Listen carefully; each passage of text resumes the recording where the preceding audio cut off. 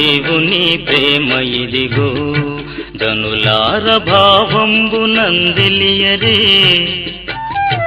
కేవలము నమ్ముకొనినా పరలోక జీవంబు మనకబ్బును. దేవా, నా హృదయము నిబ్బరముగా ఉన్నది, నేను పాడుచూ స్తుతిగానము చేసేదను. నా ఆత్మ పాడుచూ గానము చేయును. స్వరమండలమా సితారా మేలుకునుడి, నేను వేకువనే లేచేదను. జనుల మధ్య నీకు కృతజ్ఞతాస్తులు చెల్లించేదను, ప్రజలలో నిన్ను కీర్తించేదను. ప్రార్థన చేసుకున్నాం. ప్రేమ స్వరూపిన మా గొప్ప తండ్రి, పరిశుద్ధ ప్రభువా, మీ ప్రేమను బట్టి, మీ కృపను బట్టి మీ పాదసన్ని సమీపిస్తూ ఉన్నాము. ఈ పరిశుద్ధ దినమందు మమ్మల్ని సజీలుగా లెక్కించి ప్రాతకాలంలోనే మరొకసారి మమ్మల్ని మందిరంలోనికి నడిపించినందుకు వందనాలు చెల్లించుకుంటూ ఉన్నాము. అలాగే ఇంకనూ మీ ఏర్పాట్లో ఎవరెవరు రావాల్సి ఉన్నారో వారందరి కొరకే ప్రార్థన చేస్తూ ఉన్నాం. మార్గం సరళం చేయండి, ఆటంకాలను తొలగించండి. సమయానికి నీ మందిరాన్ని నడిపించి ప్రభువా, నీ మందిరంలో అడుగుపెట్టిన మాలో ప్రతి ఒక్కరిని కూడా మీ స్వాధీనంలో ఉంచుకొని ప్రతి విషయంలో కూడా మీకు మహిమకరముగా, మాకు దీవెనకరంగా మా ప్రవర్తన నడిపించమని ప్రార్థన చేస్తూ ఉన్నాము. పాటలు పాడినప్పుడు మా స్వరాలు ముట్టండి. నీ వాక్యాన్ని పఠించి ధ్యానించినప్పుడు నీ వాక్యముతో మా హృదయాలు నింపండి. ప్రార్థించినప్పుడు ప్రార్థన శక్తిగల మీ పరిశుద్ధాత్మను మాకు అనుగ్రహించండి. ఆరంభం నుంచి ఆఖరి వరకు ప్రతి విషయంలో కూడా సమయోచితమైన సహాయం మాకు అనుగ్రహించి ప్రతి విషయంలో మీరు మాత్రమే మహిమ, ఘనత, ప్రభావాలు పొందుకోమని యేసు నామమున వేడుకుంటున్నాము తండ్రి, ఆమేన్. మన ఆరాధన సమయంలో ఉత్తరపత్ర భాగంగా 116వ కీర్తనను సుమంత్ గారు ఉత్తరపత్ర భాగంగా చదువుతారు. 116వ కీర్తన. యెహోవా నా మొరను నా విన్నపమును ఆలకించి ఉన్నాడు, కాగా నేను ఆయనను ప్రేమించుచున్నాను. ఆయన నాకు చెవియొగ్గెను, కావున నా జీవితకాలం అంతయు నేను ఆయనకు మొరపెట్టుదును. మరణబంధములు నన్ను చుట్టుకొని ఉండెను, పాతాళపు వేదనలు నన్ను పట్టుకొని ఉండెను, శ్రమయు దుఃఖమును నాకు కలిగెను.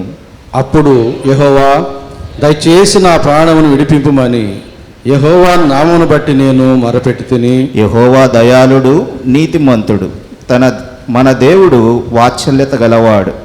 యెహోవా సాధువులను కాపాడువాడు, నేను కృంగి ఉండగా ఆయన నన్ను రక్షించెను. నా ప్రాణమా, యెహోవా నీకు క్షేమమును విస్తరింపజేసి ఉన్నాడు, తిరిగి నీ విశ్రాంతిలో ప్రవేశింపుము.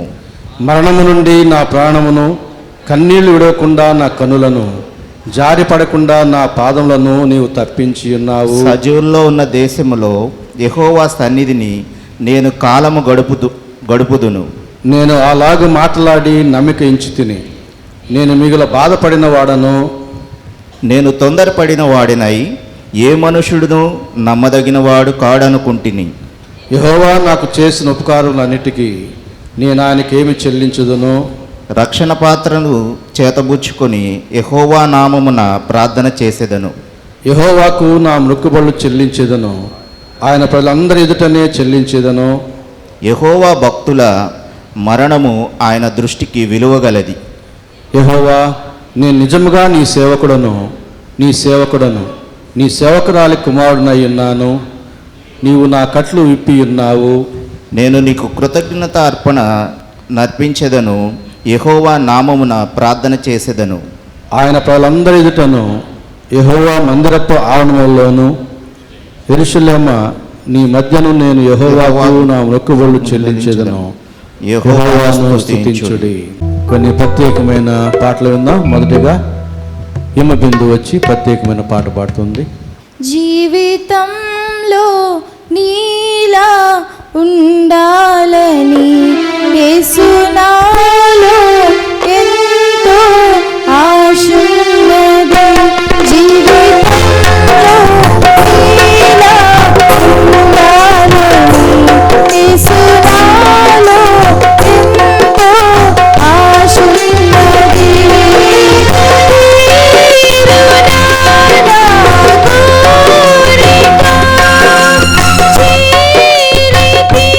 ప్రభు పాదాల చెంత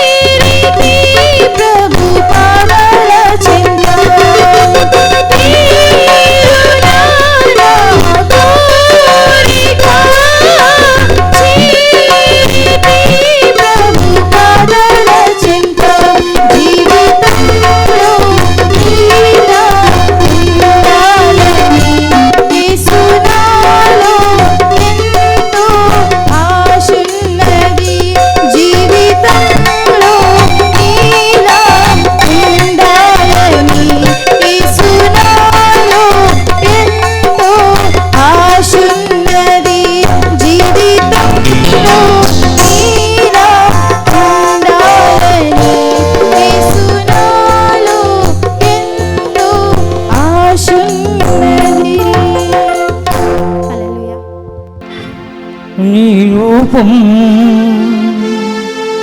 నాలోనా ప్రతిబింబమై వెలుగని నీ ప్రేమ నీ కరుణ నా హృదయలోన ప్రవహించని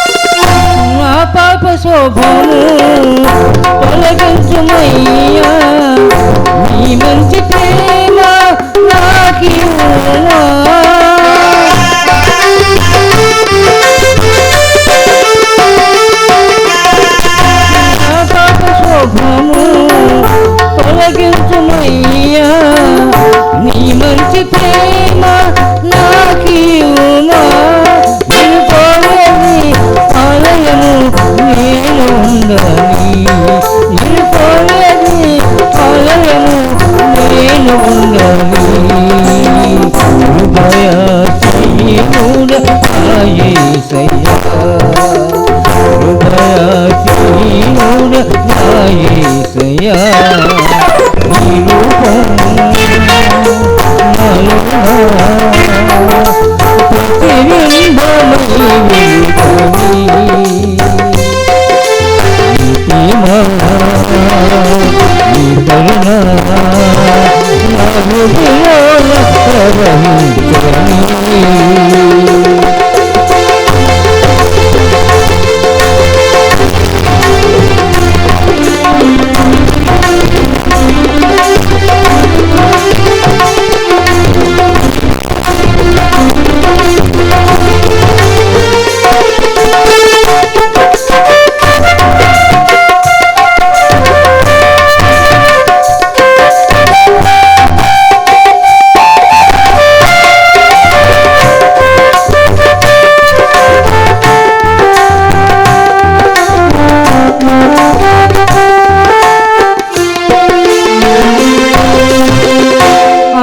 అంధకారపు వెలుగుల మార్చి శాంతి మార్గములో నడిపినవే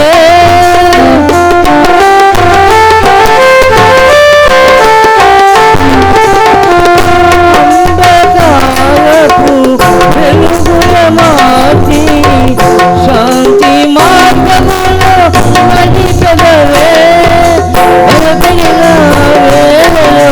తోడుగా నిలిచుకొని భయపడిన వేళలో తోడుగా నిలిచుకొని భుజము తట్టి నడిపెదవే భుజము తట్టి నడిపెదవే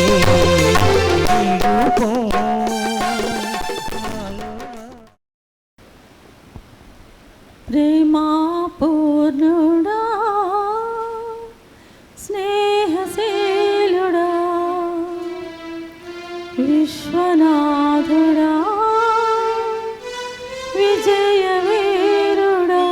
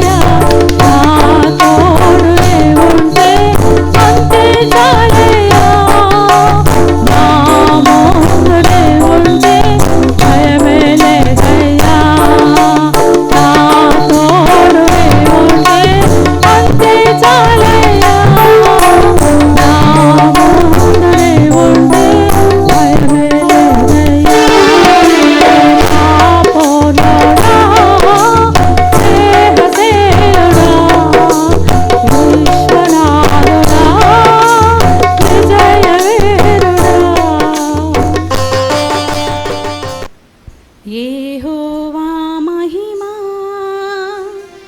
నీ మీద ఉదయించెను, తేజరిల్లుము, నీకు వెలుగు వచ్చెను.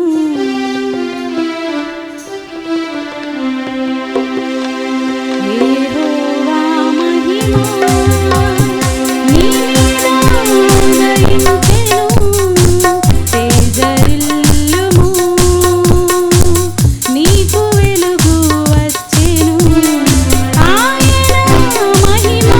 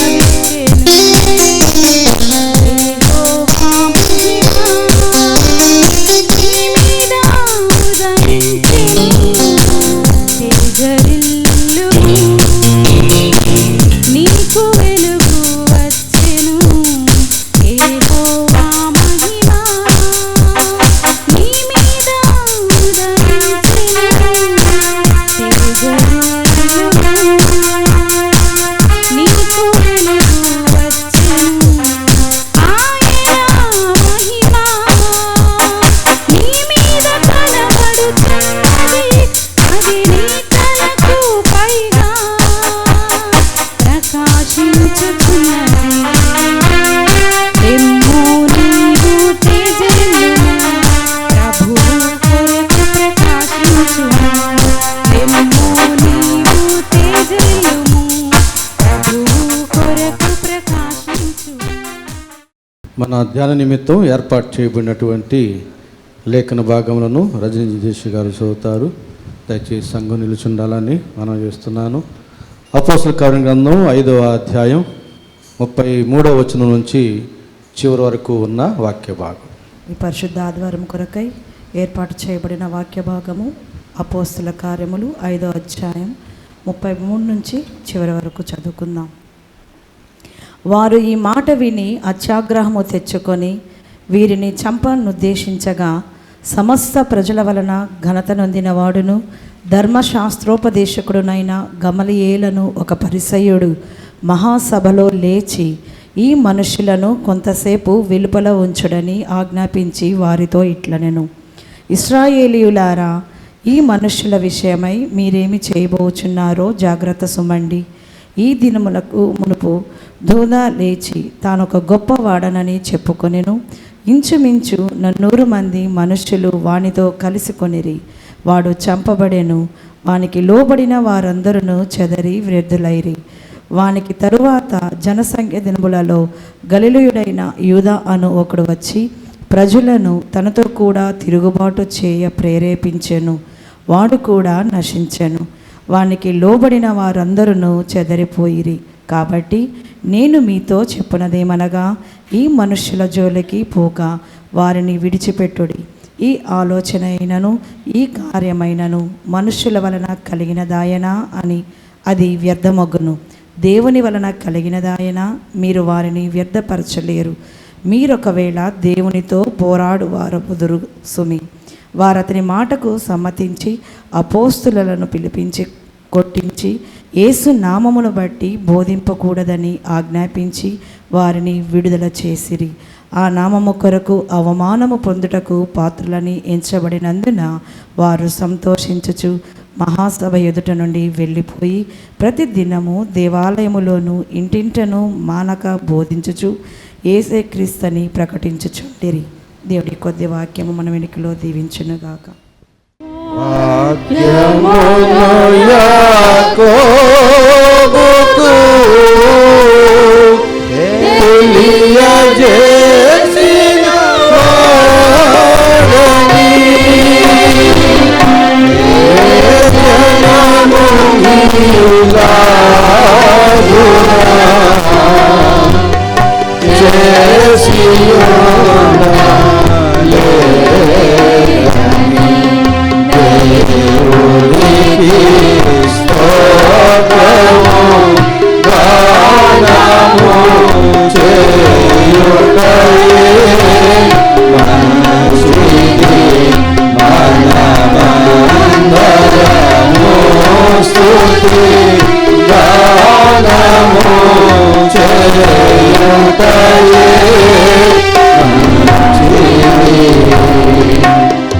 దయచేసి మన ప్రభువైన యేసుక్రీస్తు నామములో మీకు అందరికీ శుభములు తెలియజేస్తూ మన ధ్యాన నిమిత్తం చదవబడినటువంటి వాక్య భాగం అపోస్తల కార్య గ్రంథం 35వ అధ్యాయం 33వ వచనం నుంచి చివరి వరకు ఉన్నటువంటి వాక్య భాగాన్ని చదువుగా మనం విని ఉంటున్నాం.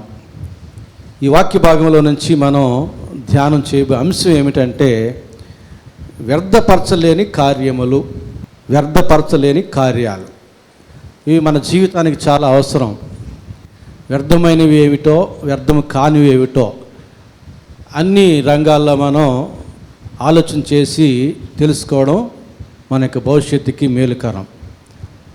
ఉదాహరణకి ఆరోగ్య సంబంధమైన విషయాల్లో అయితే ఏవి ఆరోగ్యకరములో ఏవి వ్యర్థములో మనం విశ్లేషించి తెలుసుకొని మనకు మేలుకరమైనవి, ఆరోగ్యానికి మేలుకరమైన వాటినే మనం స్వీకరిస్తాం. మన ఆరోగ్యాన్ని పాడు చేసే వ్యర్థములను మనం తీసుకోం. అలాగే భక్తి జీవితానికి కూడా వ్యర్థములైనవి ఏమిటో, మనకు మేలుకరమైనవి ఏమిటో తెలుసుకోవాలి. తెలుసుకున్నప్పుడే భక్తి జీవితానికి ఏవేమి మేలుకరమో వాటిని మనం స్వీకరించడానికి, మేలుకరం కాని వాటిని విసర్జించడానికి మనకు వీలవుతుంది. కాబట్టి అపోస్తల కార్యగ్రంథం క్రమంగా మనం ధ్యానం చేస్తూ వస్తున్నాం. నేటికి 5వ అధ్యాయం 33వ వచనం నుంచి చివరి వరకు ఉన్న వాక్య భాగాన్ని చదువుకున్న ధ్యానం చేయబోతున్నాం.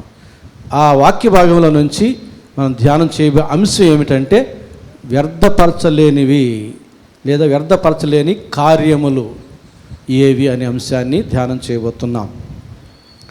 నేపథ్యం ఏమిటంటే క్రమంగా ధ్యానం చేస్తూ వస్తున్నాం కాబట్టి పెద్దగా ఉపోద్ఘాతం మనకు అక్కర్లేదు. అయినప్పటికీ ఈ యొక్క చదువుకున్న వాక్య భాగానికి ఉన్న నేపథ్యాన్ని క్లుప్తంగా జ్ఞాపకం చేసుకుందాం. 33వ వచనం, వారు ఈ మాట విని అత్యాగ్రహము తెచ్చుకొని వీరిని చంపనుద్దేశించగా, వారు అనగా ఆ మహాసభలోని వారు. మహాసభలో ఎవరెవరున్నారు? ప్రధాన యాజకులు, వారితో కూడా ఉన్న సద్దూకయ్యులు, గత ఆదివారం మనం జ్ఞాపకం చేసుకున్నాం. ఇంకా ఇజ్రాయేలు యొక్క 12 గోత్రాలకు సంబంధించిన వారు కూడా ఉన్నారు మహాసభలో. వారందరూ కూడా అన్నమాట. వారు ఈ మాట విని, ఏ మాట విని అనేది మనం చూద్దాం. అత్యాగ్రహము తెచ్చుకొని వీరిని చంపనుద్దేశించగా, ఈ అపోస్తులను చంపడానికి వీరు ఉద్దేశించడానికి కారణం వారు చెప్పిన మాటను బట్టి వారిని చంపేయాలనుకున్నారు. వీరికి అత్యాగ్రహం వచ్చేటటువంటి మాట వారు చెప్పారు. ఏమిటి ఆ మాట అంటే ఆ పై వాక్యాలు మనం చదువుకుంటే 30వ వచనం నుంచి వారు చెప్పిన మాట, వీరికి అత్యాగ్రహం తెప్పించే మాట, వీరిని చంపడానికి వీరు పలికిన మాట. మీరు మ్రానును వేలాడవేసి సంహరించిన యేసును మన పితరుల దేవుడు లేపెను. ఇజ్రాయేలులకు మారు మనసును పాపక్షమాపణను దయచేయటకై దేవుడు ఆయనను అధిపతినిగాను రక్షకునిగాను తన దక్షిణ హస్త బలము చేత హెచ్చించి ఉన్నాడు. మేమును దేవుడు తనకు విధేయులైన వారికి అనుగ్రహించిన పరిశుద్ధాత్మయు ఈ సంగతులకు సాక్షులమై ఉన్నామని చెప్పిరి. ఈ మాటలను బట్టి ఈ ప్రధాన యాజకులకి, సద్దూకైలకి, ఇజ్రాయిల్ అందరికి కూడా అత్యాగ్రహం వచ్చింది. వీరిని చంపడానికి కూడా వారు ఆలోచన చేశారు. అసలే ఇజ్రాయిలీలు ఈ పేతురు, యోహానులు, ఈ అపోస్తులని వెంబడిస్తున్నారు. వారు చెప్పేటటువంటి సత్యబోధలకి ఆకర్షితులవుతున్నారు. వారు చేసే అద్భుత కార్యాలకి వారు వెంబడిస్తున్నారు. ఇంకా చెప్పాలంటే పేతురు నీడ తగిలి అనేక మంది స్వస్థత పొందుకుంటున్నారు. దయ్యాలు పట్టిన వారు కూడా విడుదల పొందుకుంటున్నారు. ఇన్ని అద్భుత కార్యాలు, సత్యబోధలు ఉన్నటువంటి వీరిని ఇజ్రాయేల్ అందరూ వెంబడిస్తున్నారు. అయితే ఈ ప్రధాన యాజకులకు వచ్చిన కష్టం ఏమిటంటే, అది వరకు వారిని వెంబడించి వారికి లోబడేటటువంటి ఇజ్రాయేలీలు ఇప్పుడు వేరుగా కనబడుతున్నారు. దేవాలయానికి వచ్చేటటువంటి సంఖ్య తగ్గిపోయింది. ఎందుకంటే వీరి సత్యబోధలు ఏమని చెబుతున్నాయి? ఇక బలులు అర్పించవలసిన పని లేదు, యేసుక్రీస్తు మనందరి కొరకు బలైపోయాడు, ఆయనే మారు మనసును రక్షణయు దయచేయు దేవుడు అన్నాడు. ఈ మాటలు నమ్మినటువంటి వారు, ఇజ్రాయెల్ అందరికీ అది చాలా సులభం, ఖర్చు లేని పని, కష్టం లేని పని. యాజకుల యొక్క బోధ ప్రకారం పాప క్షమాపణ పొందుకోవాలంటే నిర్దోషమైన బలిపశువుని తీసుకుని రావాలి. ఇంట్లో ఉంటే తీసుకురావాలి, లేదంటే కొనుక్కొనైనా తీసుకురావాలి. వారు ఎక్కడ ఉన్న దేవుని ఆలయానికి ఆ పశువుని తీసుకుని రావాలి. కష్టం, ఖర్చు. అలాంటి పరిస్థితుల్లో ఈ పేతురు, యోహానులు, ఈ అపోస్తులు ఏం చెబుతున్నారు? ఆ బలి ఇక చేయవలసిన పని లేదు, మీకు ఆ ఖర్చు అక్కర్లేదు, ఆ కష్టం మీకు అక్కర్లేదు. యేసయ్యను నమ్ముకుంటే మీకు పాప క్షమాపణయు రక్షణ, మారు మనసు అన్నీ దొరుకుతాయని చెబుతున్నారు. వీరు కేవలం నోటి మాటలతో చెప్పడంలే, ఆశ్చర్యకార్యాలు చేస్తున్నారు. ఒకవైపున రోగుల్ని మాట మాత్రం చేత, కుంటివారిని, గుడ్డివారిని స్వస్థపరుస్తున్నారు, దయ్యాలు పట్టిన వారికి విడుదల కలిగిస్తున్నారు. యేసు నామములో చూస్తున్నారు. అరే, యేసు నామములో దయ్యాలు వదిలిపోతున్నాయి, యేసునామంలో రోగాలు పోతున్నాయి, యేసునామంలో స్వస్థ పొందుకుంటున్నారు. వీరు ప్రకటించి యేసునామంలో మారు మనస్సు, పాపక్షమాపణ, రక్షణ కూడా ఉందని చెబుతున్నారు. ఇన్ని కార్యాలు చేసేటటువంటి వీరు చెప్పే మాట సత్యమై ఉంటుందని ఇజ్రాయేల్ అందరూ కూడా గ్రహించి దేవుని ఆలయానికి వెళ్ళడం తగ్గిపోయింది. దేవుని ఆలయానికి వెళ్ళడం తగ్గిపోతే యాజకులకు వచ్చే నష్టం ఏంటి? వారి జీవన శైలి దెబ్బతింటాలి, వారి బతుకు తెరువు దెబ్బతింటాలి. దేవాలయానికి రావాలి, బలులు తేవాలి, అర్పణలు తేవాలి, వారి భాగాలు వారు తీసుకోవాలి. దేవుడు వారికి ఇచ్చిన జీవన విధానం అది. కనుక ఇప్పుడు ఆ జీవన విధానం దెబ్బతింటా ఉంది, బ్రతుకు తెరువు దెబ్బతింటా ఉంది. కనుక ఆ మాటలను బట్టి వారికి అత్యాగ్రహం వచ్చి వీరి బతుకు తెరువును దెబ్బతీసే మాటలు ప్రకటిస్తున్నటువంటి వీరిని చంపనుద్దేశించిరి. అది నేపథ్యం. ఆ మొదటి వచనానికి ఉపోద్ఘాతం అన్నమాట. మామూలుగా మనం చూస్తున్నాం, మనల్ని గాయపరిచినా లేదా మనకు మనసును బాధ పెట్టినా మనం ఏం చేస్తాము? ఓర్చుకుంటాం, అవసరమైతే ఓర్చుకుంటాం, అంతేగాని చంపాలని అనుకోం. కొంతమంది మనం చూస్తున్నాం ఈ రోజుల్లో ఉద్యోగాలకు రిజైన్ చేసేయి, మా వాళ్ళని ఆ ఉద్యోగాలు పెట్టాలి అన్నప్పుడు ఏం చేస్తున్నారు? కొంతమంది తిరుగుబాటు చేస్తున్నారు, కొంతమంది ఆత్మహత్యలు చేసుకుంటున్నారు, కొంతమంది చెప్పిన వారి మీద తిరుగుబాటు చేస్తున్నారు. ఎందుకని? ఏమి కీడు చేసినా ఓర్చుకుంటారేమో కానీ బ్రతుకు తెరువును మాత్రం కొట్టకూడదు. అందుకంటారు కడుపు కొట్టకూడదు అంటారు. ఏమి బాధ పెట్టినా పర్లేదు కానీ బ్రతుకు తెరువుని మనము దెబ్బతీయరాదు అనేది మనకు క్రమంగా వస్తున్నటువంటి సామెత. మరి ఇక్కడ యాజకులకి బ్రతుకు తెరిగిపోతుంది, వారి యొక్క జీవన విధానం దెబ్బతినిపోయే పరిస్థితి. ఇక వారికి ఈ బోధలకి అందరూ ఆకర్షితులైతే వారు వారి కుటుంబాలు బ్రతకడం కష్టమైపోతుంది అనేది వారి యొక్క ఉద్దేశం. కాబట్టి వారు అలాంటి మాటలు ప్రచారం చేస్తూ ఉండగా అనేక మంది వాటిని నమ్ముతూ వీరిని వెంబడిస్తూ ఉండగా అప్పటికే వారి యొక్క జీవన శైలిలో ఇబ్బందులు కలుగుతూ ఉండగా అట్టి మాటలు ప్రచారం చేసే వీరి మీద అత్యాగ్రహం తెచ్చుకొని వారిని చంపడానికి వీరు ఉద్దేశించారు. అలాంటి పరిస్థితుల్లో ఆ మహాసభలో ఒక వ్యక్తి ఉన్నాడు. అతడు 34వ వచనం, సమస్త ప్రజల వలన ఘనత నొందినవాడును ధర్మశాస్త్రోపదేశకుడునైన గమలీయేలను ఒక పరిసయ్యుడు మహాసభలో లేచి ఏమంటున్నాడు? ఈ మనుషులను కొంతసేపు వెలుపల ఉంచుడని ఆజ్ఞాపించి వారితో ఇట్లా నేను. ఎలాంటి వ్యక్తి ఇతడు? మహాసభలో ఇతని పేరేమో గమలీయేలు. అపోస్తలుడైన పౌలుకు కూడా ఇతడే గురువు. అపోస్తలుడైన పౌలు కూడా గమలీయేలు పాదముల దగ్గరే విద్యను నేర్చుకున్నాడు, ధర్మశాస్త్రాన్ని. చాలా గొప్ప ధర్మశాస్త్రోపదేశకుడు గమలీయేలు.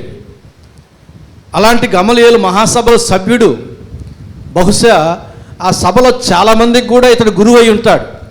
ధర్మశాస్త్రాలను నేర్పించడంలో చాలామంది ఇతని దగ్గర నేర్చుకుని ఉండి ఉంటారు. అందుకని రాయబడిన మాట ఏమిటంటే సమస్త ప్రజల వలన ఘనత నొందినవాడును ఎవరు? గమలీయేలు.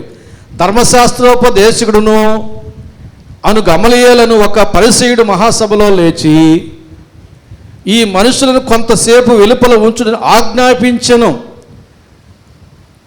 ఆజ్ఞాపించాడంటే ఆయనకున్న ఘనత చూడండి, ఆయనకున్న గౌరవం, ఆయనకున్న అధికారం చూడండి.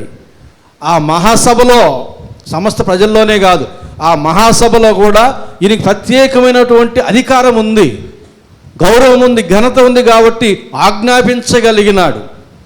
ప్రధాన యాజకులు ఉన్నారు, ఇంకా మిగిలిన సద్దూకైలు ఉన్నారు, మిగతా సభవారు ఉన్నారు. అంతమంది ఉండగా అందరిలో ఈ గమలీయేలు అనేవాడు ఆజ్ఞాపిస్తున్నాడు. ప్రధాన యాజకులు చెప్పలే, అయ్యా వీరిని కొంతసేపు బయటికి పంపించాయి అని చెప్పలే, వేరొకరు చెప్పలే, డైరెక్ట్గా ఆజ్ఞాపిస్తున్నాడు. అంత ఘనత పొందినవాడు, అంత అధికారం కలిగిన వాడు ఈ గమలీయేలు. ఏమంటున్నాడు? అతడు లేచి ఆజ్ఞాపించి కొంతసేపు వీరిని వెలుపల ఉంచుడని చెప్పాను. 35వ వచనం, ఇశ్రాయేలీయులారా, ఈ మనుషుల విషయమై మీరేమి చేయబోతున్నారో జాగ్రత్తగా చూచుకొనుడి అంటూ ఏం చెబుతున్నాడు? 36వ వచనంలో, ఈ దినములకు మునుపు దూదా లేచి తనకు గొప్పవాడనని చెప్పుకొనెను. ఇంచుమించు 400 మంది మనుషులు వారితో కలుసుకొనిరి. వాడు చంపబడిను, వానికి లోబడిన వారిని చెదరి వ్యర్థులైరి. 37వ వచనం, వానికి తరువాత జనసంఖ్య దినములలో గలిలయుడైన యోధా అని ఒకడు వచ్చి ప్రజలను తనతో కూడా తిరుగుబాటు చేయ ప్రేరేపించెను. వాడు కూడా నశించెను, వానికి లోబడిన వారందరూ చెదరిపోయిరి. కాబట్టి ఇక్కడ వ్యర్థులైపోయినటువంటి వారిని గురించి చెబుతున్నాడు గమలీయేలు. ఈ దినములకు మునుపు దూదా అనే వ్యక్తి వచ్చాడు. వచ్చి ఏమని చెప్పుకున్నాడట? తాను ఒక గొప్పవాడు అని చెప్పుకున్నాడు. జాగ్రత్తగా గమనించాలి. దూదా అనే వ్యక్తి తాను ఒక గొప్పవాడని చెప్పుకున్నాడు. యూదా అనే వ్యక్తి తిరుగుబాటు చేయడానికి ప్రేరేపించినాడు. కానీ పేతురు, యోహాను, అపోస్తలులు అవేమీ చేయడం లే. మా భక్తి కాదు, మా శక్తి కాదు అంటున్నారు. వారిని వారు గొప్ప చేసుకుని చెప్పడం లేదు. తిరుగుబాటు చేయడానికి వీరు ప్రేరేపించడం లేదు. వీరేం చెప్తున్నారు? యేసు నామమును ప్రకటిస్తున్నారు. మారు మనసు, పాపక్షమాపణ, రక్షణ యేసు నామము వల్లనే అనేది రూఢిగా చెబుతున్నారు. అది సత్యం కాబట్టి. కానీ ఇక్కడ గమలీయేలు ఏం చెబుతున్నాడు? ఇది వరకు ఒకడు దూదా అనే వ్యక్తి వచ్చాడు, 400 మంది శిష్యులు చేరారు, అతను ఒక గొప్పవాడని చెప్పుకున్నాడు. గాడివాడని సీమోను కూడా అపోస్తల కార్యం గ్రంథం 8వ అధ్యాయంలో కనబడతాడు. తనకు గొప్పవాడని చెప్పుకుంటే అనేక మంది ఆయన చుట్టూ చేరారు.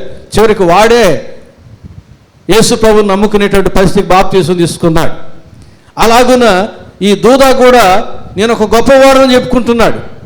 చాలామంది ఉంటారు ఆ రీతిగా. వాళ్ళ గురించి వాళ్ళు గొప్పలు చెప్పుకునేవారు. దాన్ని బైబిల్ ఏమంటుంది? దాన్ని డంబము అంటుంది. సమాజం ఏమంటుంది? డప్పు అంటుంది. మన సమాజం అదొక డప్పు అంటుంది. బైబిల్ ఏమది ఒక డంబం అంటుంది. డంబాలు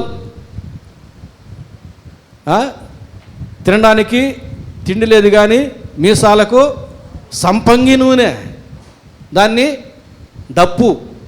మనకు మనమే డప్పు కొట్టుకోవడం అనమాట. సెల్ఫ్ డబ్బా ఇంకా వాడుక భాషలో చెప్పాలంటే. వీడు దూదా అనేవాడు అలాంటి వాడు. సెల్ఫ్ డబ్బా కొట్టుకుంటున్నాడు. నేను గొప్పవాడిని, నా దగ్గర ఆ శక్తులు ఉన్నాయి, ఈ శక్తులు ఉన్నాయి, కాబట్టి మీరు నన్ను వెంబడించండి, నేను చెప్పే మాటలు వినండి, మీరు కూడా నాలాగా గొప్పవారు అయిపోతారు అని చెప్పుకుంటే 400 మంది అమాయకులు నమ్మినారు. పాపం నమ్మినారు. ఏమైపోయినాడు? దూదా తన గొప్పవాడని చెప్పుకొని ఇంచుమించు 400 మంది మనుషులు వానితో కలుసుకుని వాడు చంపబడెను, వానికి లోబడిన వారందరూ చెదరిపోయి వ్యర్థులైరి. చివరికి గొప్పవాడను అని చెప్పుకొని మహాశక్తులు, అతీంద్ర శక్తులు ఉన్నాయని చెప్పుకున్న వాడు చంపబడ్డాడు. అతను నమ్ముకున్న వారు 400 మంది చెదరిపోయి వ్యర్థులైపోయిరి. వ్యర్థమైపోయింది వాళ్ళ యొక్క నమ్మిక, వారి యొక్క శిష్యరికం. అలాగే తర్వాత యోధా అనేవాడు వచ్చాడు, గలిలయుడు. వచ్చి తిరుగుబాటు చేయడానికి ప్రజలు ప్రేరేపించాడు. చాలామంది అతన్ని అనుసరించి తిరుగుబాటు యొక్క కార్యక్రమంలో పాల్గొన్నారు. వాడు కూడా నశించనన్నాడు.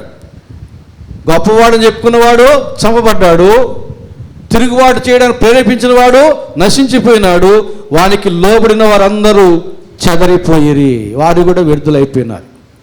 చూడండి, దూదా శిష్యులు వ్యర్థులైపోయినారు, యూదా శిష్యులు వ్యర్థులైపోయినారు. వీరి యొక్క శిష్యరికం వ్యర్థమైపోయింది. ఎవరిని నమ్ముకుంటున్నాం? ఎవరికి శిష్యరికం చేస్తున్నాం? ఎవరిని అనుసరిస్తున్నాం? ప్రారంభంలో నేను చెప్పినట్టుగా మనం విశ్లేషించుకోకపోతే ఆరోగ్య విషయంలో కానీ భక్తి విషయంలో కానీ విషయాలను మనం చక్కగా విశ్లేషించుకొని మేలుకరమైనది చేపట్టకపోతే మన భవిష్యత్తు భద్రంగా ఉండదు, అది వ్యర్థమైపోతుంది అనే సత్యాన్ని మనం జ్ఞాపకం చేసుకోవాలి. కాబట్టి లేఖనాలు ఏం చెబుతున్నాయి? యోహాను సువార్త 6వ అధ్యాయంలో కూడా 66వ వచనం నుంచి 71వ వచనం వరకు ఉన్న వాక్య భాగంలో వ్యర్థులైపోయినటువంటి శిష్యులు, యేసు ప్రభువును అనుసరించిన శిష్యుల గురించి మనం అక్కడ చూస్తాం. యోహాను సువార్త 6వ అధ్యాయం 66వ వచనం నుంచి, అప్పటి నుండి ఆయన శిష్యుల్లో అనేకులు వెనుక తీసి మరి ఎన్నడూ ఆయన్ను వెంబడింపలేదు. యేసు ప్రభు తానే పరలోకం నుండి దిగి వచ్చిన నిజమైన ఆహారము పానీయం అని చెప్పాడు, సత్యమే చెప్పాడు. దాన్ని జీర్ణించుకోలేక, అర్థం చేసుకోలేక, అట్టి సత్యాన్ని గ్రహించుకోలేక నాటి నుండి అనేక మంది శిష్యులు వెనుక తీసి ఎన్నడూ ఆయనను వెంబడించలేదు. మంచి గురువైనటువంటి యేసుక్రీస్తుని అనుసరిస్తూ వచ్చిన వీరు యేసయ్య చెప్పిన ఆ మాటని అర్థం చేసుకోలేని కారణాన వీరి యొక్క శిష్యరికం కూడా వ్యర్థమైపోయింది. వెంటనే యేసు మీరు కూడా వెళ్ళిపోవాలని ఉన్నారా అని 12 మందిని అడుగగా సీమోను పేతురు, ప్రభువా ఎవరి యొద్దకు వెళ్ళుదము?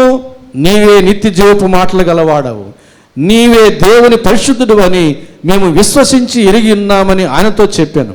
అందుకు యేసు, నేను మిమ్మల్ని 12 ఏర్పరచుకునలేదా? మీలో ఒకడు సాతాను అని వారితో చెప్పాను. సీమోను ఇస్కరియోతు కుమారుని యోధా 12 మందిలో ఒకడై ఉండి ఆయన అప్పగింపబోచుండెను గనుక వాని గూర్చి ఆయన ఈ మాట చెప్పాను. అనేక మంది శిష్యులు వెనుక తీశారు, ఎన్నడూ ఆయన వెంబడించలేదు.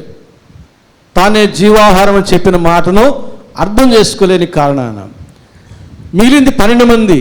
మీరు కూడా వెళ్ళిపోవాలని ఉన్నారంటే ఎక్కడికి వెళ్తాం ప్రభువా? ఎవరు చెప్పింది ఆ మాట? యూదా ఇస్కరియోతు కాదు, పేతురు చెప్పాడు. నీవే జీవపు మాటలు కలిగిన దేవుడవు, నీవే పరిశుద్ధుడవు. పేతురు ఎంత స్థిరంగా నమ్మాడు చూడండి యేసు ప్రభు అని. నమ్మినటువంటి పేతురు ఆ మాటలు చెప్పాడు. అయితే యేసు ప్రభు వెంటనే, నేను మిమ్మల్ని 12 మందిగా ఏర్పాటు చేసుకున్నాను కదా, మీలో ఒకడు సాతాను. 12 మందిలో కూడా ఒకడు వ్యర్థుడే. నేను జీవపు ఆహారమును పానీయమునై ఉన్నానని చెప్పిన మాటను అర్థం చేసుకోలేని కారణాన అనేక మంది యేసు శిష్యులు వ్యర్థులైపోయినారు. అలాగే 3.5 సంవత్సరాలు యేసుతో కూడా నడిచి బోధలు విని ఆశ్చర్యకార్యాలు చూచి చివరికి ఒకడు యూదా ఇస్కరియోతు వ్యర్థుడైపోయినాడు. ఎక్కడ లోపం ఉంది? యేసులో లోపం ఉందా? కాదు, కానీ వీరి శిష్యరికములోనే లోపం ఉంది. బోధలు అర్థం చేసుకోలేని వారు విడుదలైపోయారు. సాతానికి చోటు ఇచ్చిన యూదా ఇస్కరియోతు వాడే వ్యర్థుడైపోయాడు, చివరికి ఉరి పెట్టుకుని చనిపోయాడు. కాబట్టి ప్రభునందు ప్రియులారా, మన జీవితాలను ఒకసారి పరిశీలన చేసుకోవాలి. మనం యేసయ్యకి శిష్యులముగా జీవిస్తున్నామా లేక సాతానుడికి శిష్యులముగా జీవిస్తున్నామా? లోకానికి శిష్యులముగా మనం ఉంటున్నామా లేక పరలోక పౌరులముగా మనం ఉంటున్నామా? ఒకసారి మన జీవితాలు మనం బేరీజు వేసుకోవాలి. ఒకసారి మనం పరీక్ష చేసుకోవాలి. అప్పుడప్పుడు పరీక్ష చేసుకుంటూనే ఉండాలి. ఎప్పుడో బాప్తిసం తీసేసుకున్నాను, అప్పుడు నేను చాలా బాగా భక్తిగా ఉన్నాను, ఇక ఆ భక్తి కొనసాగుతూ ఉందా ఏంది? అప్పట్లాగే మనం బైబిల్ చదువుతున్నామా ఏంది? అప్పట్లాగే మనం ప్రార్థన చేస్తున్నామా ఏంది? అప్పుడు భక్తి అట్లాగే కొనసాగడానికి కాదు. అప్పుడప్పుడు కాలానుగుణంగా మన పరిస్థితులు మారిపోతాయి, మన బాధ్యతలు మారిపోతాయి, మనం బైబిల్ పఠనం మారిపోతుంది, ప్రార్థనా సమయం మారిపోతుంది. అప్పుడప్పుడు మనం చెక్ చేసుకుంటూ సరి చేసుకుంటూ ఉంటేనే భక్తి జీవితంలో మనం ఇంకా బలపడతాం. గమనించండి. అలాగే గెహజీ ఎలీషా శిష్యుడు. ఎలీషా మంచి ప్రవక్తే, కానీ ఈ గెహజీ ఏం చేశాడు? ఆయన ధనాన్ని ఆశించాడు. ఏమైపోయినాడు? తనకు తన సంతానానికి కుష్ఠరోగం తెచ్చుకున్నాడు. కాబట్టి గురువులు మంచివారైనా వీరి యొక్క సత్యం గ్రహించే విషయంలో, అనుసరించే విషయంలో వారు పొరబడుతున్నారు కనుక వారు విడుదలైపోయారు. గురువు చెడ్డవాడయి అట్టివాడిని అనుసరించినటువంటి ఆ దోదా యోధ శిష్యులు కూడా వ్యర్థులైపోయినారు. కానీ వ్యర్థము కాని కార్యాలు ఏమిటి? ఇంకా ఇవన్నీ వ్యర్థమైపోతూ ఉన్నాయి. మనుషులకి శిష్యరికం చేసిన వారు, మనుషులను నమ్ముకున్నవారు, తమ గొప్పవారిని చెప్పుకునేవారు, వారి యొక్క జీవితం అంతా వ్యర్థమైపోతూ ఉంది. అయితే వ్యర్థం కానిది ఏమిటి? ఇంకా వ్యర్థమయ్యే వాటిని మనం అర్థం చేసుకోవాలి. 5వ అధ్యాయం అపోస్తలుల కార్యగ్రంథం 5వ అధ్యాయం 38-39 వచనాలు చూస్తే ఇక్కడ అంటున్నాడు గమలీయేలు, కొనసాగింపుగా చెబుతున్నాడు. కాబట్టి నేను మీతో చెప్పినదేమనగా, ఈ మనుషుల జోలికి పోక వారిని విడిచిపెట్టుడి. ఈ ఆలోచన అయినను ఈ కార్యమైనను మనుషుల వలన కలిగినదాయన అది వ్యర్థమగును. ఏమేమి వ్యర్థమవుతాయి? ఈ కార్యమైనను ఈ ఆలోచన అయినను మనుషుల వలన కలిగినది అయిన అది వ్యర్థమవుతుంది. అంటే మనుషుల ఆలోచనలు వ్యర్థమవుతాయి, మనుషుల కార్యాలు వ్యర్థమవుతాయి. 39వ వచనం ఏమంటున్నాడు? దేవుని వలన కలిగినది ఆయన, మీరు వారిని వ్యర్థపరచలేరు. మీరు ఒకవేళ దేవునితో పోరాడువారు దురుసుమి. జాగ్రత్త అంటున్నాడు. మీరు ఏం చేయబోతున్నారు ఈ మనుషుల్ని? గతంలో దూదాన్ని అనుసరించిన వారు, యోధాన్ని అనుసరించిన వారు వ్యర్థులైపోయినారు. కాబట్టి మనుషుల వలన కలిగినదా ఈ ఆలోచన ఈ కార్యం వ్యర్థమైపోతారు. మనం ఏం చేయక్కర్లే, వాళ్ళే వ్యర్థమైపోతారు. ఒకవేళ దేవుని వలన కలిగినది ఆయన, మీరు కానీ నేను కానీ ఎవరు కూడా వ్యర్థపరచలేరు అనేటటువంటి సత్యాన్ని చక్కగా చెప్పాడు ఈ గమలీయేలు నిండు మహాసభలో. కాబట్టి వ్యర్థమైపోయేటి ఏమిటి? మనుషుల ఆలోచనలు, మనుషుల కార్యాలు. కొన్ని ఉదాహరణగా మనం జ్ఞాపకం చేసుకుందాం.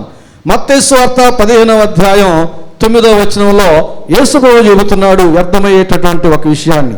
మత్తయి సువార్త 15వ అధ్యాయం 9వ వచనం, ఈ ప్రజలు తమ పెదవులతో నన్ను ఘనపరచుదురు గాని వారి హృదయం నాకు దూరముగా ఉన్నది. మనుషులు కల్పించిన పద్ధతులు దైవోపదేశములని బోధించుచు వారు నన్ను వ్యర్థముగా ఆరాధించుచున్నారు అని యెషయా మిమ్మల్ని గూర్చి ప్రవచించిన మాట సరి అని వారితో చెప్పాను. మనుషుల ఆలోచనలు కార్యాలు వ్యర్థమైపోతాయి అన్నాడు గమలీయేలు. ఇక్కడ యేసు ప్రభు కూడా అదే చెబుతున్నాడు. మనుషులు కల్పించిన పద్ధతులను దైవోపదేశములను ఉపదేశించి వ్యర్థముగా దేవుణ్ణి ఆరాధిస్తున్నారు. ఈ రోజుల్లో మరి విపరీతమైపోతూ ఉన్నాయి రకరకాల ఆరాధనలు. సోషల్ మీడియాలో కానీ మనం చూస్తే రకరకాల పేర్లతో వ్యర్థమైన ఆరాధనలు చూస్తూ ఉంటాం. సత్యములో కొనసాగే వారికి, సత్యం తెలిసిన వారికి చాలా దుఃఖకరమైన విషయాలు అవి. కనుక మనుషులు కల్పించిన పద్ధతులు, బైబిల్ ఆధారం ఉండదు, వాక్యాధారం ఉండదు, దేవునికి మహిమ ఉండదు, దేవునికి ఏమాత్రం ఘనత ఉండదు, అవేమీ ఉండవు. కార్యాలు మాత్రం చాలా గొప్పగా జరిగించబడుతూ ఉంటాయి. దేవుడు అంటున్నాడు, ఈ ప్రజలు నన్ను వ్యర్థముగా ఆరాధించుచున్నారు. మనుషుల యొక్క పద్ధతులను అనుసరించి ఆరాధన జరుపుకుంటే అది వ్యర్థము. మరొకటి, కొరింథీయులకు రాసిన మొదటి పత్రిక 13వ అధ్యాయం 2వ వచనం. కొరింథీయులకు రాసిన మొదటి పత్రిక 13వ అధ్యాయం 2వ వచనం మనకందరికీ తెలిసిందే. ప్రవచించు కృపావరము కలిగి మర్మములన్నీ జ్ఞానమంతియు ఎరిగిన వాడునైనను, కొండలను ప్రకలింపగల పరిపూర్ణ విశ్వాసము గలవాడునైనను, ప్రేమ లేని వాడనైతే నేను వ్యర్థుడనే. దేవుని ప్రేమ లేకపోతే వ్యర్థమైన వారే. మనం ఏమీ చేసినా సరే, ఎన్ని వరాలు ఉన్నా సరే, దేవుని ప్రేమ లేకపోతే వ్యర్థమే. ఆ వరాలు కూడా వ్యర్థమే. నువ్వు ప్రవచించు, దయ్యాన్ని వెలగొట్టు, భాషలు మాట్లాడు, అర్థాలు చెప్పు, కొండలను పెకలించు, గొప్ప గొప్ప కార్యాలు ఏమైనా చేసి, కానీ నీలో దేవుని ప్రేమ లేకుండా అవన్నీ చేస్తే అవన్నీ వ్యర్థమే. దేవుని ప్రేమను మనం కలిగి ఉండాలి, అది ప్రాముఖ్యం. దేవుని ప్రేమ యొక్క స్వభావం ఏమిటి? శత్రువులను కూడా ప్రేమిస్తుంది, అందరినీ ప్రేమిస్తుంది. అది దేవుని యొక్క ప్రేమ యొక్క స్వభావం. దేవుని ప్రేమ మనలో ఉంది అనే దానికి అర్థం ఏమిటంటే అందరినీ ప్రేమించే వారముగా ఉండాలి. మనం దూషించిన వారిని కూడా ప్రేమించాలి, మనం శపించే వారిని దీవించాలి, మన శత్రువుల్ని మనం ఆదుకోవాలి, ప్రేమించాలి. అవన్నీ కూడా మనలో దేవుని ప్రేమ ఉన్నది అనే దానికి రుజువు. అట్టి దేవుని ప్రేమ మనలో లేకుండా మనం ఎన్ని వరాలు కలిగి ఉన్నా వ్యర్థమే. మత్తయి 7:22-23, అయ్యా నీ నామమున అద్భుతాలు చేయలేదా, దయ్యాలను వెళ్ళగొట్టలేదా, ప్రవచనాలు చెప్పలేదా, అక్రమం చేయవాళ్ళారా, మీరెవరో నాకు తెలియదు, నా యొద్ద నుండి తొలగిపోయి. కారణం, వారి దగ్గర వరాలు ఉన్నాయి కానీ వారిలో దేవుని ప్రేమ లేదు. యోహాను సువార్త 5:39 అంటాడు, నేను మిమ్మల్ని ఎరుగుదును, దేవుని ప్రేమ మీలో లేదు. అందరినీ ఎరిగి ఉన్నాడు. ఇక్కడ ఉన్న మనలో ప్రతి ఒక్కరి హృదయాన్ని ఎరిగి ఉన్నాడు. మన హృదయంలో దేవుని ప్రేమ ఉన్నదా లేదా దేవునికి తెలుసు. ఎవరి హృదయంలో దేవుని ప్రేమ ఉంటుందో వారిని బట్టి దేవుడు సంతోషిస్తాడు, దేవుడు వారిని దీవిస్తాడు. కనుక మనలో ఏమి ఉన్నా ఏమి లేకున్నా దేవుని ప్రేమను మనం కలిగి ఉంటే చాలు. శత్రువును ప్రేమించి దీవించే ప్రేమ కలిగి ఉంటే చాలు. మన ఇరుగు పొరుగు వారిని ప్రేమించి దీవించే ప్రేమ మనం కలిగి ఉంటే చాలు. ఏ కులమత భేదాలు లేకుండా అందరినీ సమానంగా ప్రేమించే ప్రేమే దేవుని ప్రేమ. అది మనం కలిగి ఉంటే అట్టివారి యందు దేవుడు సంతోషించి అట్టివారిని దేవుడు బహుగా దీవిస్తాడు. దేవుని ప్రేమ లేకుండా మరేమి కలిగి ఉన్నా అది దేవునికి దృష్టికి వ్యర్థం అంటున్నాడు. కాబట్టి ఆరాధన, వ్యర్థమైన ఆరాధనకు మనం జ్ఞాపకం చేసుకున్నాము. అలాగే వ్యర్థమైన వరాలను కూడా జ్ఞాపకం చేసుకుంటున్నాం. అలాగే యాకోబు పత్రిక 1వ అధ్యాయం 26వ వచనంలో వ్యర్థమైన భక్తిని కూడా మనం చూస్తాం. ఎవడైనను నోటికి కళ్ళెము పెట్టుకొనక తన హృదయమును మోసపరుచుకొనుచు భక్తి గలవాడునని అనుకుని ఎడల వాని భక్తి వ్యర్థమే. చూసారా, ఆరాధన వ్యర్థం. మత్తయి సువార్త 15వ అధ్యాయం 9వ వచనం ప్రకారంగా మనుషులు కల్పించిన పద్ధతుల ప్రకారంగా ఆరాధించడం అనేది వ్యర్థమైన విషయం. అలాగే కొరింథీయులకు రాసిన మొదటి పత్రిక 13వ అధ్యాయం 2వ వచనం ప్రకారంగా దేవుని ప్రేమ లేని వరములన్నీ వ్యర్థమే. అలాగే యాకోబు పత్రిక 1వ అధ్యాయం 26వ వచనం ప్రకారంగా భక్తి కూడా వ్యర్థం. ఎలాంటి భక్తి? నోటికి కళ్ళెము పెట్టుకోకుండా. నోటికి సెన్సార్ ఉండదు, సైలెన్సర్ ఉండదు. నోటికి సెన్సార్ ఉండదు, సైలెన్సర్ ఉండదు. ఇంకా నోటికి ఏముంటుంది? మైక్ ఉంటుంది. నోటికి ఇంకా మైక్ ఉంటుంది. ఈ ఇంట్లో అరిస్తే ఆ 4 ఇంటికి కనబడుతుంది. ఆ ఇంట్లో వాళ్ళు వచ్చేయాలి, ఏంది వదినా, ఏంటి మీ ఇంట్లో గలవా అని. అంటే గలవా అని చలాచడానికి కాదు, విషయం తెలుసుకోవడానికి. మన నోటికి సెన్సార్ ఉండదు, కళ్ళెము ఉండదు, సైలెన్సర్ కూడా ఉండదు. ఎందుకంటే భయం భక్తి లేదు. కాబట్టి మైక్ ఉంటుంది. ఇక కేక వేస్తే పక్కింటోటి నిద్ర ఉండదు, రెండో ఇంట్లో నిద్రపోతున్నా మెలకు వచ్చేయాలి, 3వ ఇంటోడు గురకబెట్టి నిద్రపోతున్నా అకస్మాత్తుగా లేయాలి, 4వ ఇంటివాడు ఉండలేక పరిగెత్తుకుని ఇంటికి వచ్చేది, ఏంది గోల అని అడగాలి. భక్తి వ్యర్థం. ఎలాంటి భక్తి? ఎవడైనా నోటికి కళ్ళెము పెట్టుకొనక తన హృదయమును మోసపరుచుకొనొచ్చు భక్తి గలవాడనని అనుకుంటే అది వ్యర్థము. నోటి మాట జాగ్రత్తగా రావాలి. అది అనుకూల వచనమునే పలకాలి. శత్రువులతోనైనా పొరుగు వారితోనైనా ఎవరితోనైనా వారికి మేలు కలిగించే మాటలే పలకాలి. మనకు కానీ ఇతరులకు కానీ నొప్పి కలిగించేట మాటలు మన నోట రాకూడదు. ఒకే గుంట నుంచి తీయని నీరు, ఉప్పు నీరు ఏలాగు ఊరును. యాకోబు పత్రిక 3వ అధ్యాయం మనకు తెలుసు కదా. ఒకే జలం నుంచి ఉప్పు నీరు, తీయని నీరు వస్తాయా? రావు. ఒకే నోటి నుండి ఆశీర్వాదము, శాపం ఎట్లా వస్తాయి? రాకూడదు. కాబట్టి అలాంటి భక్తి వ్యర్థమే. వ్యర్థమైన ఆరాధన ఏమిటో మనం చూసాం. తర్వాత వ్యర్థమైన వరాలు ఎట్లాగో మనం చూసాం. అలాగే వ్యర్థమైన భక్తిని కూడా మనం గమనించాం. అలాగే పేతురు రాసిన మొదటి పత్రిక 1వ అధ్యాయం 18వ వచనం, పితృ పారంపర్యమైన మీ వ్యర్థ ప్రవర్తన అంటున్నాడు. ప్రవర్తన దేన్ని బట్టి? పితృ పారంపర్యమైన మన పితరుల యొక్క ఆచారాలను బట్టి, సాంప్రదాయాలను బట్టి, సిద్ధాంతాలను బట్టి మన ప్రవర్తన నేర్చుకుని ఉంటాం. అది కూడా వ్యర్థమే. అంతిమంగా యేసు చెప్పాడు కదా, మనుషుల పద్ధతులను అనుసరించి చేసే ఆరాధన కానీ, భక్తి కానీ, పద్ధతులు కానీ, సాంప్రదాయాలు కానీ వ్యర్థం. దేవుడు నియమించిన కట్టడాలు, నియమాలు, ఆజ్ఞలు, ఆ మార్గంలోనే మనకు ఆశీర్వాదం. కాబట్టి సాంప్రదాయాలు, పారంపర్యాలు, సిద్ధాంతాలు వీటన్నిటిని విడిచిపెట్టి సిసలైన క్రైస్తవ జీవితంలో మనం అడుగుపెట్టాలి. అదేమిటో మరి ఎంత చెప్పినా చెవికెక్కదు, మనసుకు రాదు. మన యొక్క పారంపర్యం, మన ఆచారాలు వస్తూనే ఉంటాయి, వాటిని మనం విడిచిపెట్టాం. శుక్రవారం డబ్బులు అడగబాకు. శుక్రవారం అప్పు కానీ నీకు ఇవ్వాల్సింది కానీ అడగబాకు. అశుభకాలం ప్రయాణం చేయబాకు. గృహప్రవేశం చేయబాకు. పెళ్ళిళ్ళు చేసుకోబాకు. నాకు పెళ్లి కార్డులు ఇస్తూ ఉంటారు. నేనే చేయాలి పెళ్ళి. నేనే పెళ్లి చేయాలి. ఉదయం 10:11 ప్రారంభం. ఉదయం 10:11 ప్రారంభం. ఉదయం 10:39 అయిపోతుంది. మా వల్ల ఏడవుతుంది అది. ఒక ఆయన వచ్చాడు, పెళ్లి చేస్తా ఉన్నా, నా చెవి దగ్గరికి వచ్చాడు, పాస్టర్ గారు ఇంకా 5 నిమిషాలు తాళి కట్టాలన్నా, ఇటాటివన్నీ అక్కడ చేయించుకోపోండి, ఇక్కడ చేయరన్నా. చర్చిలో చేయరు, ఇటాటి వేరే దగ్గర చేస్తారు, ఇక్కడ చేయరన్నా. మీరు చెప్పిన టయానికి నేను పెళ్ళిళ్ళు చేయలేను. పెద్దలు ఏర్పాటు చేసిన పద్ధతులు ఉంటాయి, ముహూర్తాలు ఇవన్నీ.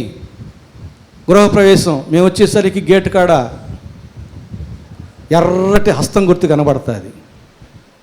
ఈ పక్క ఒక గుమ్మడికాయ, ఇంకొక పక్క ఏలాడుతూ ఉంటుంది తెల్లటి రాయి, ఇంకొక పక్క టెంకాయ. ఇవన్నీ చూస్తాం. మా పనులు కాదు అవి. మేము వచ్చేసరికి అవి అయిపోయి ఉంటాయి. ఆ తర్వాత మేము వచ్చి చేయాలి గృహప్రవేశం.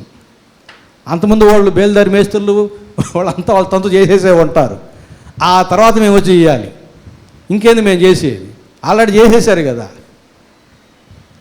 వాళ్ళ తంతు వాళ్ళు చేసి వాళ్ళ వ్యవహారం వాళ్ళకి ఇచ్చి పంపించేసి చివరిగా ఒక ఆయన నిస్తాదాన్ని పిలిచాడు. పోయాను.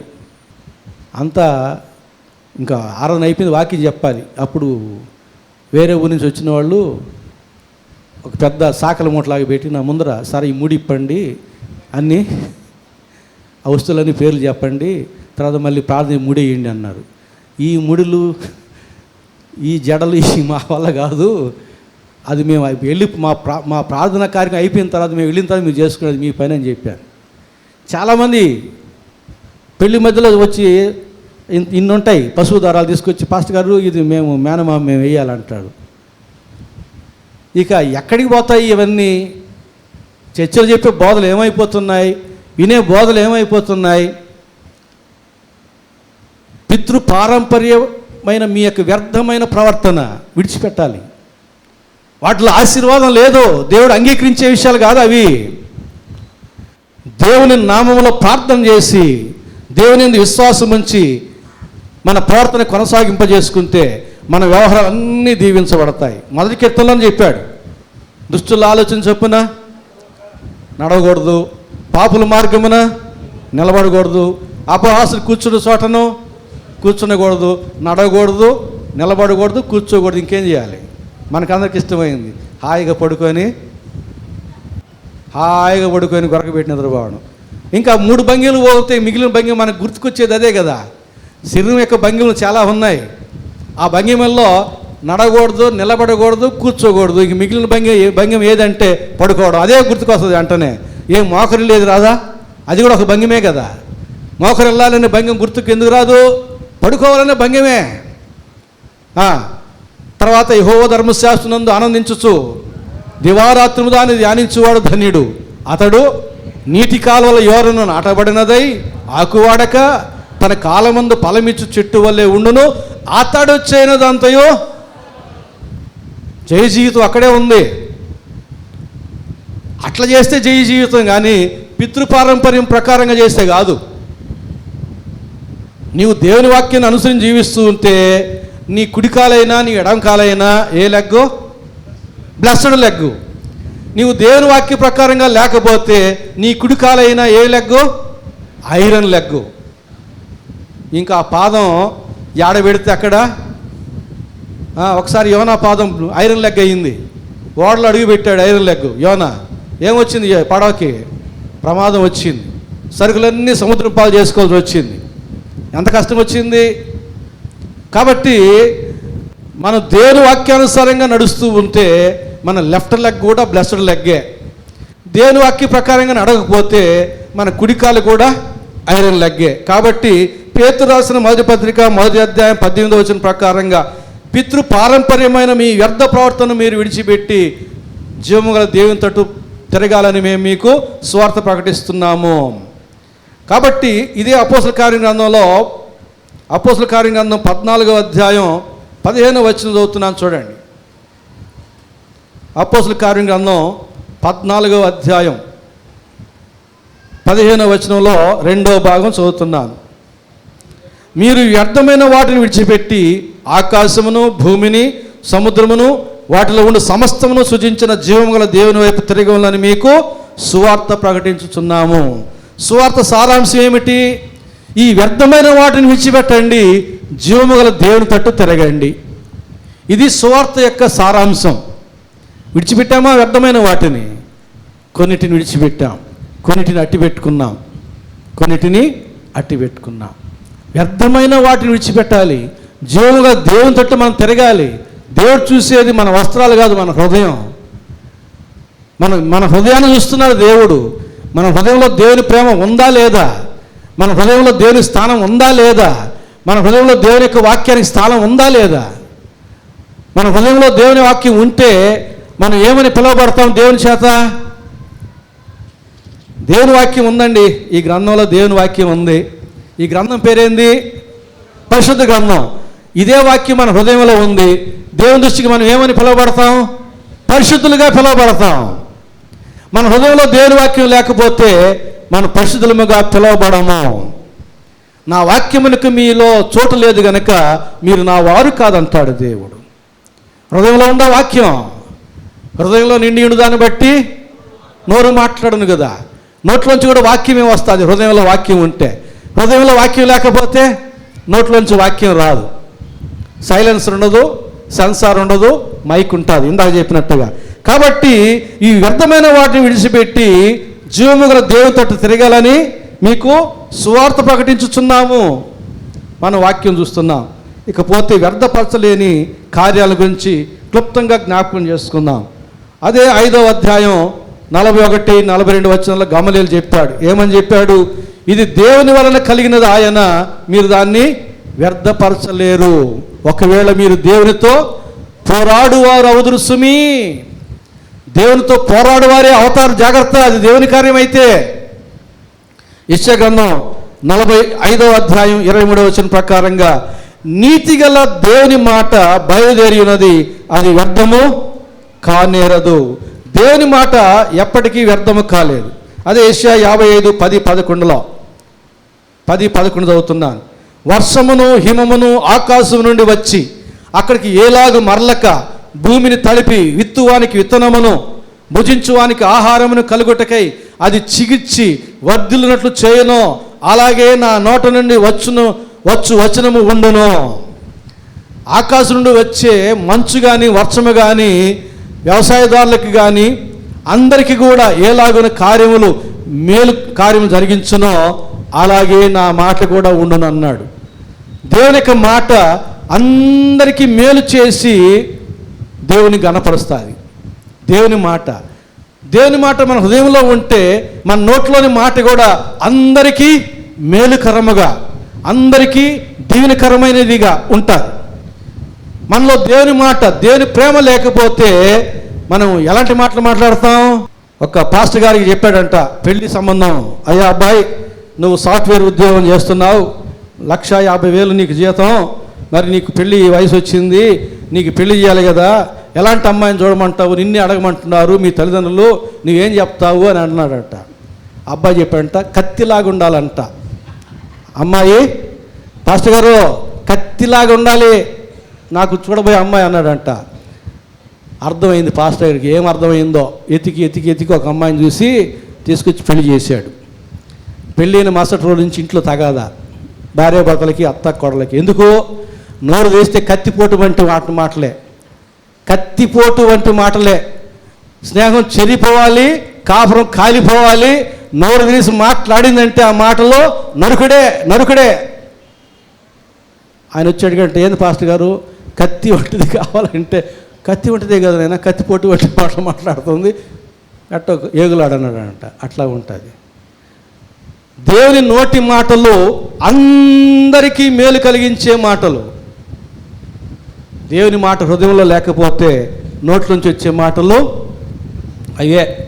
కాబట్టి దేవుని బిడ్డలముగా దేవుని మాటలను హృదయంలో పెట్టుకొని నోట్లోంచి దేవుని మాటలు మనం వదలగలిగితే అట్టివారిని దేవుడు దీవిస్తాడు. అట్టివారిని దేవుడు దీవిస్తాడు. శత్రువులు సైతం, ఇరుగు పొరుగు వాళ్ళు సైతం, కులమత భేదాలు లేక అందరినీ ప్రేమించే వారముగా మారిపోతే అట్టివారి యందు దేవుడు సంతోషించి అట్టివారిని ఎంతగానో దీవిస్తాడు. వారు వ్యర్థులు కాలేరు. దేవుని మాట ఎవరి హృదయంలో ఉందో వారు వ్యర్థులు కాలేరు. వారి యొక్క నోటి మాట వ్యర్థము కాదు, వారి కార్యాలు వ్యర్థము కావు. దేవుని యొక్క మాట ఎవరి జీవితంలో ఉందో వారికి ఆలోచనలు వ్యర్థము కావు, వారి కార్యాలు వ్యర్థము కావు, వారి భవిష్యత్తు వ్యర్థము కాదు, వారి జీవితాలు వ్యర్థము కావు, చివరికి వారే వ్యర్థులు కారు. దేవుని మాట లేనటువంటి వారి జీవితాలు వ్యర్థమైపోతాయి, వారి భవిష్యత్తు వ్యర్థమైపోతుంది, వారి యొక్క మాటలు ఎంత నమ్మకంగా చెప్పినా వ్యర్థమైపోతాయి. కాబట్టి ప్రభునందు ప్రియులారా, వ్యర్థం అయ్యేది ఏమిటో వ్యర్థము కానిది ఏమిటో మనం చూస్తున్నాం. పేతురు, యోహాను అపోస్తలు వ్యర్థము కాని జీవితాన్ని, వ్యర్థము కాని కార్యాలని వారు కొనసాగించారు. కనుక వారు దేవుని చేత హెచ్చించబడ్డారు, అపోస్తలుగా దీవించబడ్డారు. మన పరిస్థితి ఏమిటి? ఇక్కడి నుంచైనా ఇంకా మన జీవితంలో ఏమేమి వ్యర్థములైనవి ఉన్నాయో వాటిని విడిచిపెట్టి జీవము గల దేవుని తట్టు పూర్తిగా తిరుగుదాం. లేదంటే మనం వ్యర్థమైపోతాం, మన భవిష్యత్తు వ్యర్థమైపోతుంది.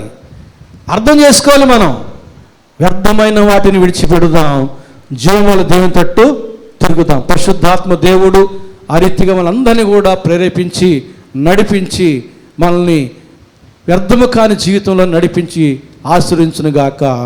ఆమేన్. ప్రార్థన చేసుకుందాం. ప్రేమ స్వరూపిన మా గొప్ప తండ్రి, పరిశుద్ధ ప్రభువా, మీ ప్రేమను బట్టి, మీ కృపను బట్టి మీకే స్తుతి స్తోత్రాలు చెల్లించుకుంటూ ఉన్నాం. నీ వాక్యముతో మా హృదయాలు నింపండి ప్రభువా.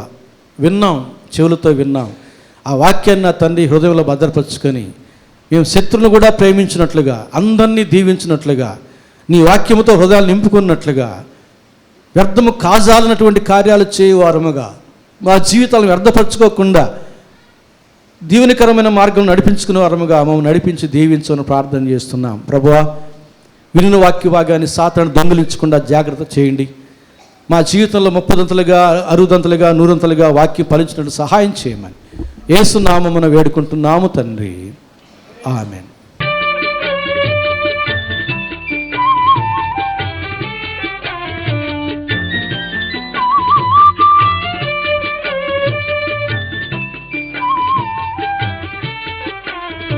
సర్వలోకము మనలను తన వాక్య సత్య